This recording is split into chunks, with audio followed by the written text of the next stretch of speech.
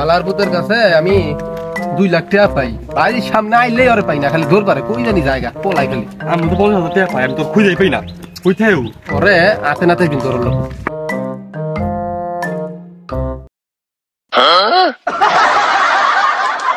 তো দেখা যাইতেছে আমার তো দৈরি খালি দেখা যায় যে বাপসাপ।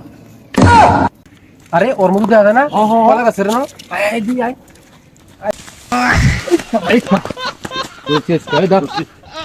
আরে ভাই ই লাগতেছে তো লাগতেছে একটা 3 দিন আগে 3বার ভাঙছে তো সারুন যে একটা দিন সময় দেন। একদিন বুঝি না, আর 1 বছর হয়ে গেছে, একদিন করতে করতে 1 বছর হয়ে গেছে, 1 ঘন্টা দিতে হইব তোর। রানিং এ টাকা রানিং এ আর এরকম করতেছেন কে রে?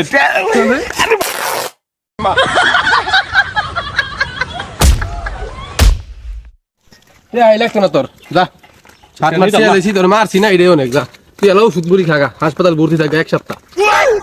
আর আমার মারছস আমার সারছিস ওগোটে আর পাইতি না, এক হিসাবে লাভই হয়েছে।